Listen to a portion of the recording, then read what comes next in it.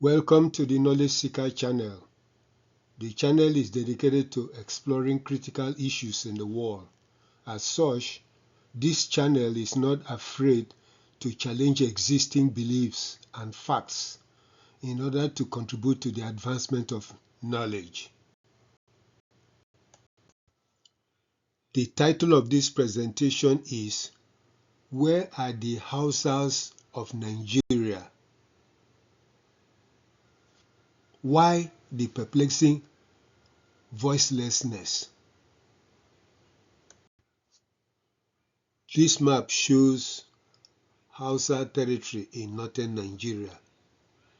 As you can see, Hausa territory extends into Niger Republic, into Chad, into some sections of Cameroon, to Benin, maybe to Togo, Ghana, Ivory Coast, as such. But in Nigeria, Hausa territory occupies the most northern part of Nigeria, as you can see. Here again is the same Hausa territory in northern Nigeria. So in Hausa land, you have about 6 or 7 major states, including Kebbi, Sokoto, Zamfara, Katsina, Jigawa, Kano. Kaduna sometimes goes into the Hausa state, sometimes it is not, but it has a sizable Hausa population also. This is another way to look at the Hausa territory again on the Nigerian map.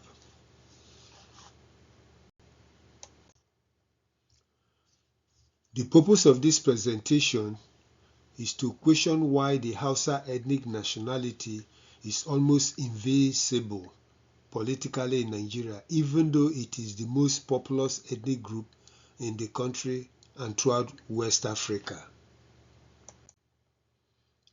To accomplish the goal of the presentation, the following arguments are made. 1.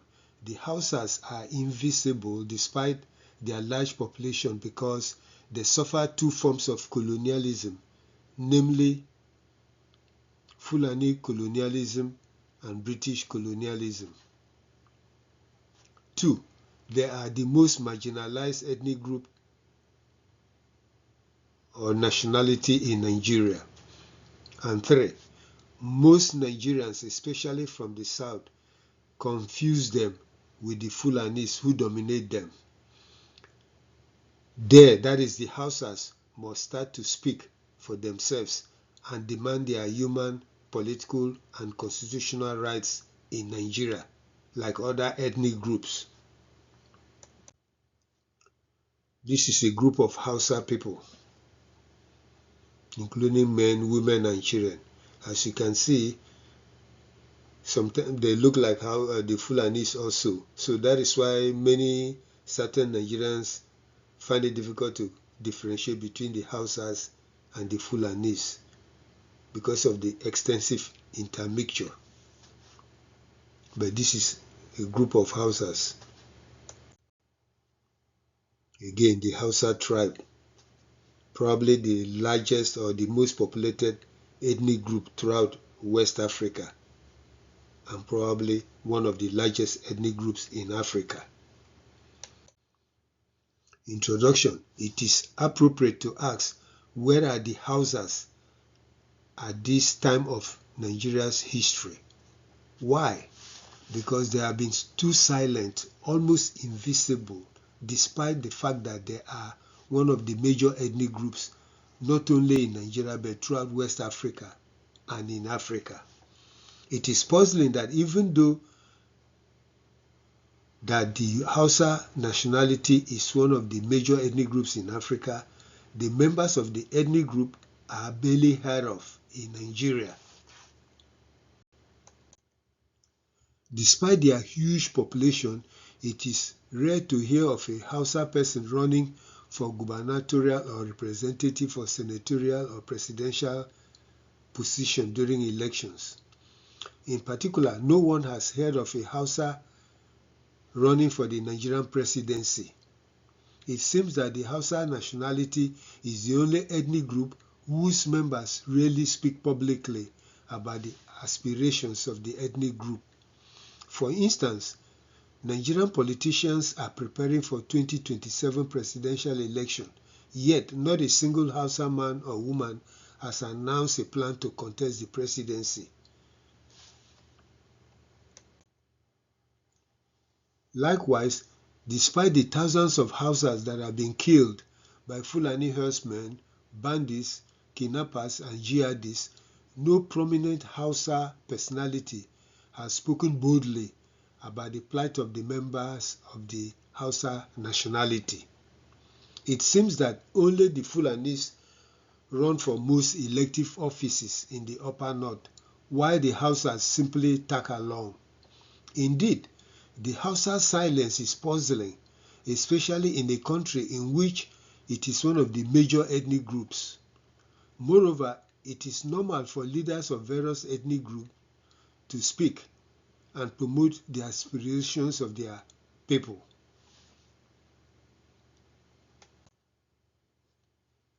Now, the question is, why has Hausa been almost invincible? The Hausas are the most unnoticeable in Nigeria, even though they have the largest population in West Africa and one of the largest, if not the largest, in Africa. Due to the invisibility, the Hausas are the most marginalized. The Hausas are the most deprived. The Hausas are the most discriminated.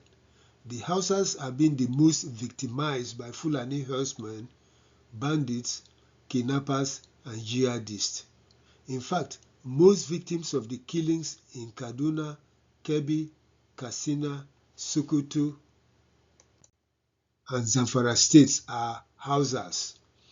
The Hausas are the most politically dominated by another group in Nigeria.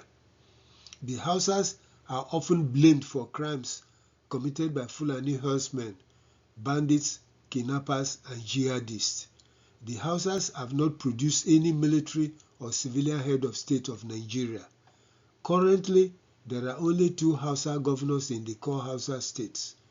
They have not produced any sultan of Sokoto. They have not produced any emir in the Sokoto Caliphate. Now, let's look at the governors of the 6 Hausa-based states and determine who is the governor.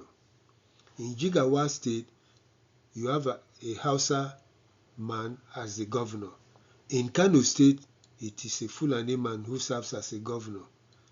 In Katsina state, it is a Fulani that serves as a governor. In Kebbi, you have a Fulani serving as a governor. In Sokoto state, you have a Fulani serving as a governor. In Zamfara state, you have a Hausa which can also be Fulani, but let's give it Hausa. So basically, out of the 6 Hausa-based states, Hausas are governors in only 2 of them. Now, if you look at the list of the presidents of Nigeria, you can also see the same thing happening to the Hausas. Of all the 3 major ethnic groups, the following are the numbers. 1. Hausa, 0 Nigerian president. That means the Hausas have not produced any Nigerian president. 2. Igbo,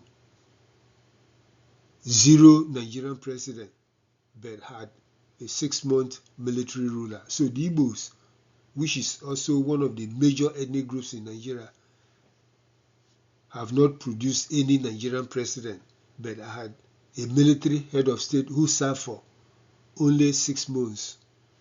He was killed in the counter-coup of July 1966.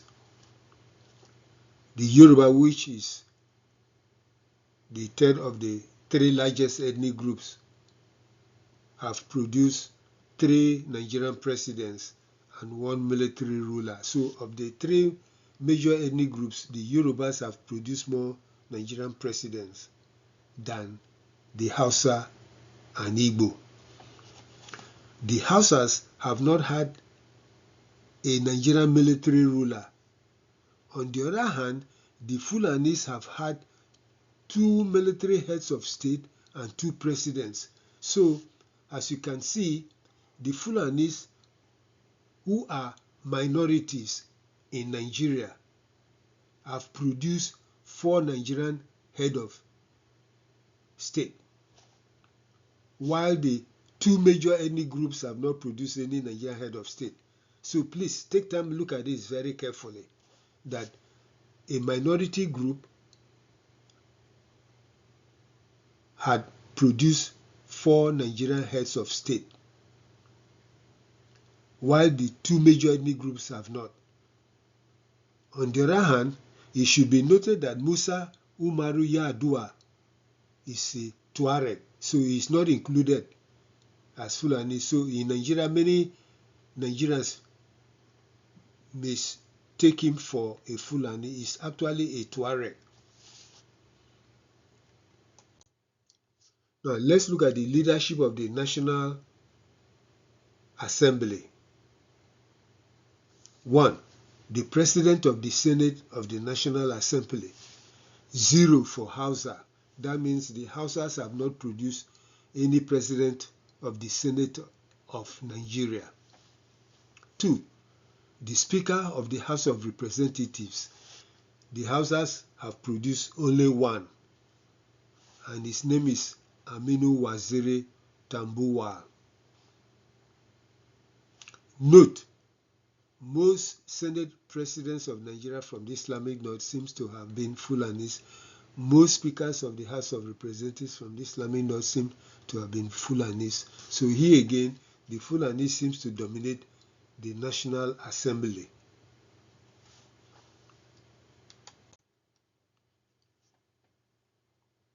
The question now becomes that the Hausas are the most colonized in Nigeria. Why are the Hausas the most colonized in Nigeria? Because it is puzzling. You're talking about one of the largest ethnic groups in the country still being colonized. Well, let's see. They suffered 2 colonial conquests, namely 1. Fulani conquest and colonization, 2. British conquest and colonization.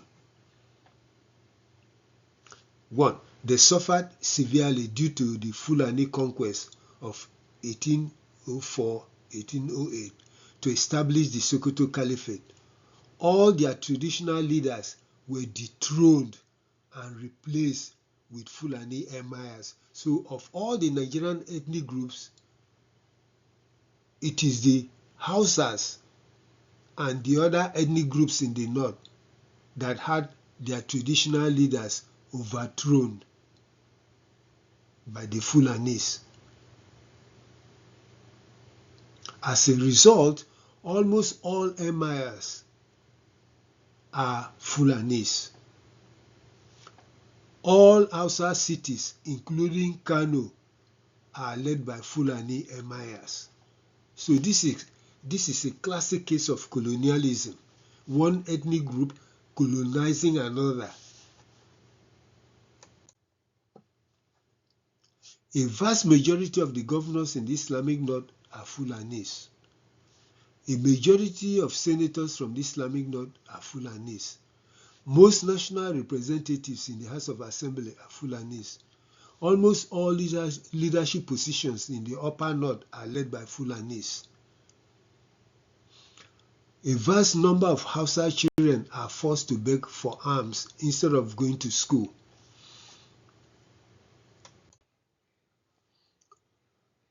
How did the Hausas get overtaken? Well, when Othman Dan Fodio and his followers succeeded in overthrowing the leadership of the Hausa city-states, he abolished the traditional political system and instituted the Islamic Empire and put the capital in Sokoto. He established the Emirates to run the affairs of various regions of the empire. To succeed, the Fulanis integrated themselves with the Hausas and intermarried extensively. They turned the Caliphate into an ethnic-based dynastic authority system, thereby ensuring that only them exercise substantive political and religious authority. The Hausas accepted their subordination under the pretext of doing everything possible to establish Islam in northern Nigeria. Since in Islam, it is unacceptable to challenge established political religious authority, since the position is legitimized through the Sharia. Therefore, people rarely ask questions. With extensive intermixture, the Hausas lost control of exercising authority in their territory, while the Fulanis exercised substantive authority in Hausa territory. This is why even in a major Hausa city like Kano, it is the Fulanis that exercise substantive political and religious authority as emirs. Let's look at how British colonialism worsened the situation for the Hausas. The British made the Fulanis as the authority figures in northern Nigeria and worked with them to administer the region. In the process, the Hausas were further marginalized because the British relationship with the Fulanis increased their political power over the Hausas and other ethnic groups in the region. Eventually, the British created the impression that they were handing over power to the Fulanis since they worked with the Sokoto Caliphate and the emirs to administer the north through the sultan. After independence, the Fulanis became the political and religious leaders of northern Nigeria. Now, there are those in the north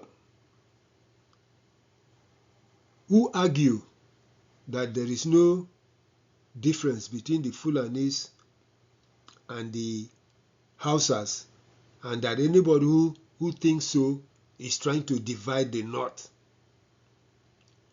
Hence, let's look at the Arewa counter view to the Hausas being colonized and marginalized in Nigeria. This is very important because that is what you hear. When anybody tries to say something about the situation, the Arewa supporters will say, oh, you are trying to divide the north. Critics of this presentation will attack it for inciting ethnic division between the Hausas and Fulanis. The reason is that they are going to raise several important points to refute the thesis of the presentation. One of the most likely counterpoints offered by the Arewa supporters is that there is no difference between the Fulanis and Hausas because they constitute the Arewa. Therefore, it is necessary to identify some of the possible explanations to buttress the view that the Hausas are the most colonized and marginalized in Nigeria. 5 major reasons are provided below. 1. The integration of the Hausa and Fulani. So let's see how that worked out. A. There is no doubt that some Hausas joined the Fulanis to overthrow the traditional Hausa rulers and replace them with the Sokoto Caliphate and the emirs that followed. B. Indeed, after the revolution, a kind of ethnic integration took place between the Hausas and Fulanis through extensive intermarriages. This is why it is sometimes difficult to differentiate the Fulanis from the Hausas. And that is why sometimes the Arewa will tell you that there is no difference between the two. Hence, many southern Nigerians use the term Hausa to describe all northerners. The confusion about describing all northerners as Hausas emanates from the fact that the Hausa language was offered as a course for all children to learn while in school in the north in the 1960s and possibly 1970s. As a result, many children from various ethnic groups, including the Fulani, Kanuri, Gbagi, Tiv, Jongun, Nupe, and so forth, were able to speak Hausa fluently. C. The extensive interethnic mixture resulted in affinating the Hausa and Fulani nationalities into the Hausa Fulani ethnic group.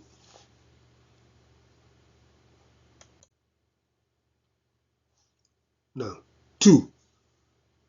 Despite the integration, there is a difference between the two groups. Although the Arewa will tell you there is no difference, the North is united. However, there are differences. So let's look at that. A.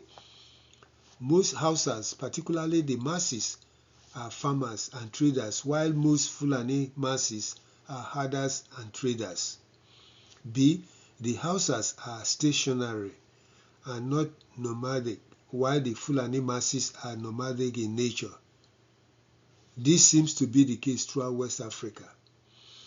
They move from place to place, while the Hausas stay put, farm and trade. C. The Hausas are less politically assertive, while the Fulanis are politically assertive. The Hausas are tolerant of others. D. It is the Fulanis who are driving the agenda to Fulanize and Islamize Nigeria, not the Hausas.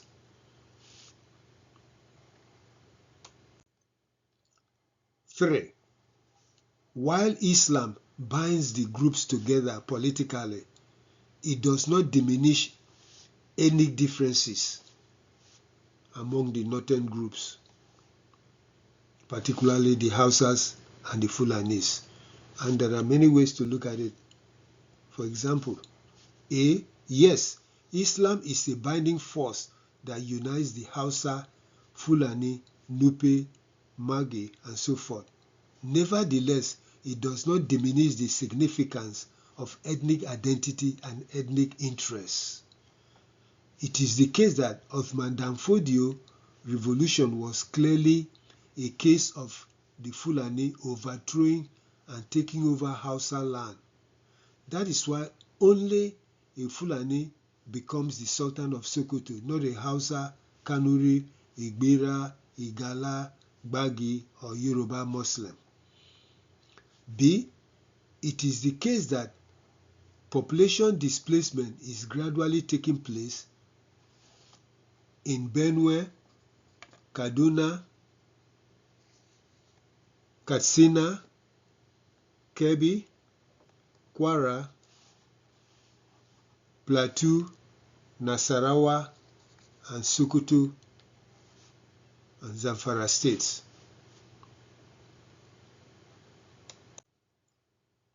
See, if Islam binds all the ethnic groups together, then why are Fulani herdsmen, bandits, and jihadists killing Hausa, Nupe, Magi, Jokun, and Kanuri Muslims the way they kill ancestralists and Christians?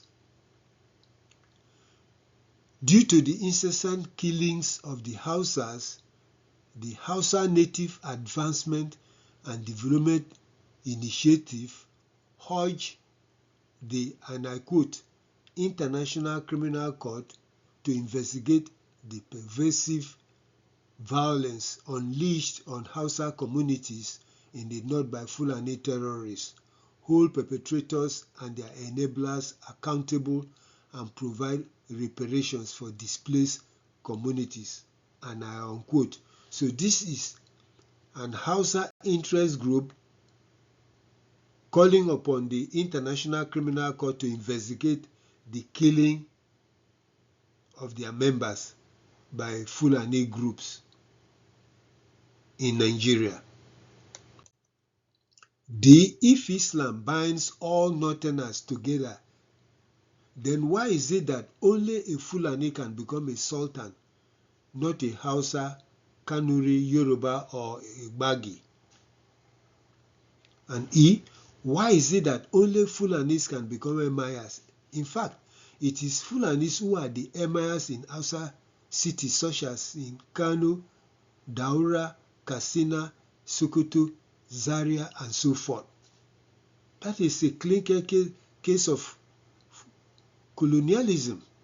One ethnic group colonizing another and dominating it. 4. Attempts to divide Northern unity. One major accusation often launched against those who write about the unfortunate situation of the Hausas is that those who do such writings are doing so to divide the North and cause disunity between the Hausas and Fulanis. Often, Southerners and their Northern collaborators are blamed for trying to divide the Arewa as a tactics to control the North. The accusation or counterview is incorrect. Why? Because the North is not a monolithic block as many people presume it to be. B, it is a region where one ethnic group acts like a colonial power over other groups. C, quite often, threats are used to discourage Northern citizens from criticizing their leaders and what is going on in the region. For instance, when President Muhammadu Buhari was the president of the country, Northern citizens were discouraged from criticizing or protesting against him. Thus, many Northerners could not express their feelings about him and the worsening economic and security situation. D, actually, it is Fulani leaders who contribute to disuniting the Northern groups by their provocative statements to reinforce Fulani's strategic interests. For instance, when Sir Ahmadu Bello declared, and I quote, "The new nation called Nigeria should be an estate of our great-grandfather, Uthman Dan Fodio. We must ruthlessly prevent a change of power.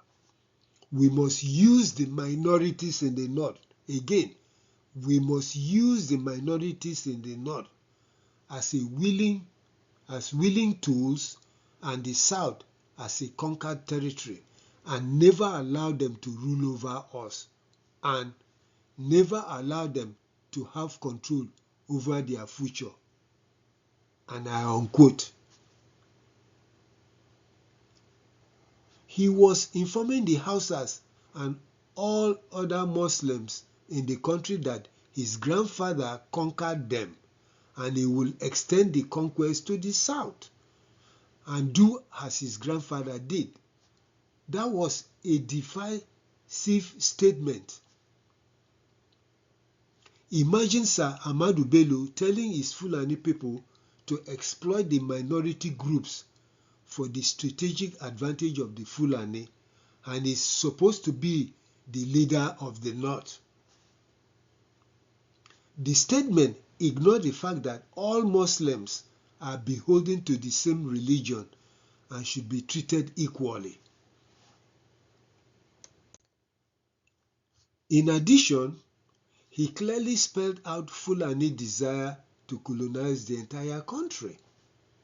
He did not care that the statement would offend the Hausas and other ethnic groups that came under the Sokoto Caliphate. Another example to show how Fulani leaders differentiate themselves from other ethnic groups and view them as being inferior to Fulani was a statement made by Malam Bala Garuba, who reinforced the Fulani plan for Nigeria when he said, and I quote, "The conquest to the sea is now in sight. When our God sent Ahmadu Bello said some years ago that our conquest will reach the seashores of Nigeria, some idiots in the south were doubting its possibilities. Today, have we not reached the sea? Lagos is reached. It remains Port Harcourt. It must be conquered and taken after December 30th, 1964." And I unquote. Here, a prominent Fulani leader reinforced what Ahmadu Bello had said about conquering the entire Nigeria. Again, he did not care about the feelings of non-Fulani Muslims in the north who were forced to embrace Islam through the Islamic Revolution. He basically said that what happened to the Hausas will happen to other Nigerians, especially those in the south. Although all Muslims are the same, yet some prominent Fulani leaders could not remain quiet without reminding the Hausas and other Nigerians about the Fulani conquest of the north. Hence, when President Goodluck Jonathan wanted to contest the 2015 presidential elections, Alhaji Aliyu Gwazo declared boldly, and I quote, "No good luck or anyone else will stop us from taking back our power next year. We will kill, maim, destroy, and turn this country into Africa's biggest war zone and refugee camp if they try it. When I say that the presidency must come to the north next year, I am referring to the Hausa Fulani core north and not any northern Christian or Muslim minority tribe. The Christians in the north, such as the Birom, the Tiv, the Kataf, the Jaba, the Zuru, the Sayawa, the Junkun, the Doma, and all others are nothing. And the Muslim minorities in the north, including the Kanuri, the Nupe, the Gbira, the Babo, the Shua Arabs, and the Mago, are all the others know that when we are talking about leadership in the north and Nigeria, Allah has given it to us, the Hausa Fulani. So you see, he cleverly combined the Hausa with Fulani, but he knows that it was the Fulani who conquered the Hausas.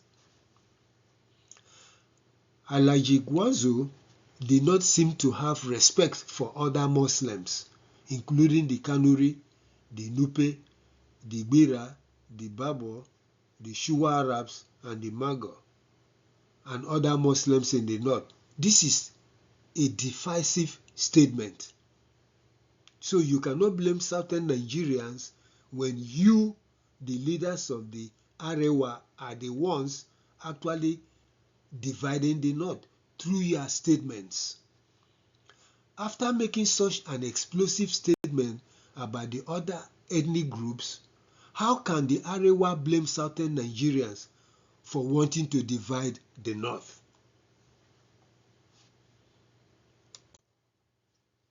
In response to a provocative statement made by Dr. Salim Musa Umar, the President General of Fulbe Global Development and Rights Initiatives, Hausa leader Kaltum Alumbe Jitami of the Hausawa Nsanza Development Association stated, and I quote, "For 219 years, the Hausa people have been victims of terrorism and injustice under Fulani leadership, and I unquote. Then he advised Fulanis, and I quote, to exit themselves out of Hausa land before it is too late, and I unquote. He then proceeded to list a catalogue of atrocities committed against the Hausas. They include the following. Please follow me. Let's go step by step and see the atrocities.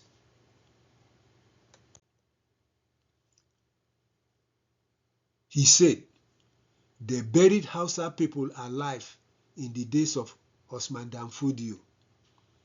They sold Hausa people like herds of cattle into slavery. They castrated Hausa males to stop them from procreation. They jailed husbands and wives to their death for no just reason. They seized cultivated and uncultivated farms and farmlands belonging to the Hausas. They indoctrinated Hausa children into begging and made them see poverty as their defined destiny. They forbade the Hausa children to go to school, and those who managed to go were deprived of choice courses as they strove to further their education. Hausas are denied recruitment into the armed forces, paramilitary, police force, and civil services. They forbade excluded Hausas from participation in politics except for voting, as dictated by Fulani malams, imams, and ulamas.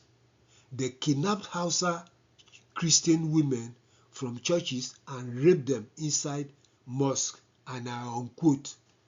Now you can see why the Hausas are almost invisible in Nigeria. And there are only very few of them in the Nigerian military. Think about that. The Hausas and other Muslims in the north know that the Fulanis have little or no regard for them, even though during elections they play the Islamic game to garner support for their political candidates. The Hausas are increasingly becoming aware that they have to fight for their political and human rights, considering the spate of killings that have been perpetrated by Fulani herdsmen, bandits, kidnappers, and jihadists in Kaduna, Katsina, Taraba, and Zamfara states. This is why the Hausa Native Advancement and Development Initiative petitioned the International Criminal Court to investigate the crimes committed against their members in the north by Fulani herdsmen and bandits. The Hausas know that they are being oppressed and their lands are being tactically confiscated. Hence, when the National Assembly passed a second reading of the National Traditional Rulers Council Bill, they opposed the installation of the Oni of Ife and the Sultan of Sokoto as permanent co-chair of the council. The concerned Hausa stakeholders vehemently opposed the idea by writing, and I quote, "This bill is ethnically biased, historically misleading, and constitutionally indefensible. Nigeria is not a two-ethnic federation of Fulani and Yoruba. It is a multi-ethnic republic where equal representation, historical truth, and federal character must be respected. To recognize only the Sultan of Sokoto and the Oni of Ife is a deliberate marginalization of other Nigerian civilizations," and I unquote. The cited statements above, made by prominent Fulani personalities and Hausa groups, indicate that the North is not as united as some northern individuals might think.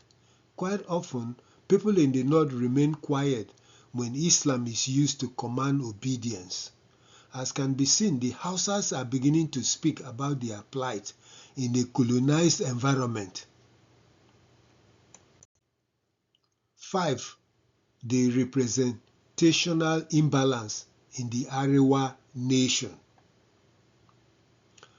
While there is no doubt that the Hausas and Fulanis have integrated extensively to form the Hausa-Fulani Union, the fact remains that most leadership positions are held by the Fulanis, even though the Hausas are the majority. Thus, the Arewa Union is unique in the sense that instead of the majority Hausas dominating, it is the minority Fulanis who dominate the Islamic North due to their control of the Sokoto Caliphate.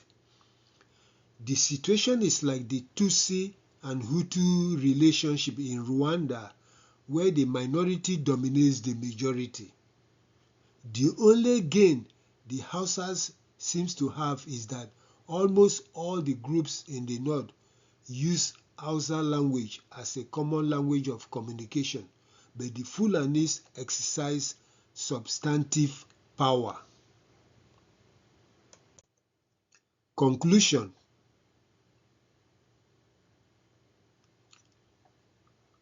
The following observations are made. 1. The Hausas are invisible despite their large population because they suffered two forms of colonialism, namely Fulani colonialism and British colonialism. British colonialism solidified the Fulani control of Hausa land. However, the British gave up the control of Nigeria while the Fulanis continued to perpetuate their control through the Sokoto Caliphate. 2. The Hausas are the most marginalized in Nigeria. The Hausas barely speak for themselves since they are spoken for by the representatives of the Sokoto Caliphate and the Arewa Consultative Forum and Arewa Elders Forum. Even though the Hausas are the most populous ethnic group in Nigeria, they have never produced a Nigerian head of state. The closest Hausa-related head of state was Lieutenant General Abdul Salami Abubakar, who is a Gbagi. Hausa leaders rarely speak on issues that affect the Hausa nationality the way leaders from other ethnic groups speak on behalf of their ethnic groups. 3. They must start to speak for themselves and demand their human, political, and constitutional rights in Nigeria. 4. Most Nigerians, especially from the south, confuse them with the Fulanis who dominate them. While it is the case that most northerners can speak Hausa language because it was taught in school during the regional era, the Hausa is a distinct ethnic group from the Fulani, even though there is extensive relationship due to religion and intermarriages. Quite often, crimes committed by members of other ethnic groups are blamed on the Hausas. For instance, most cattle herders are Fulanis and not Hausas, and they are the ones who are doing most of the killings, not the Hausas. 5. They must start to speak for themselves and demand their human, political, and constitutional rights in Nigeria. It is time Nigeria pay attention to the unfortunate colonial status of the Hausas. Since every ethnic group in Nigeria has leaders who speak on their behalf, Hausa leaders must begin to speak boldly and loudly about issues that affect their people. They should hold press conferences regularly and address Nigerians about their situation. Explain to Nigerians about the difference between the Hausas and the Fulanis. They should submit bills in the National Assembly in collaboration with other groups to enhance the strategic interests of the Hausa nation. Hausas, speak up and defend your interests. Islam does not prevent you from speaking for your interests.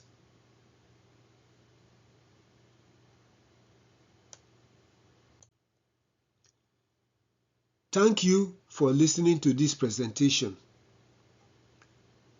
Please subscribe to the channel and listen to other mind-blowing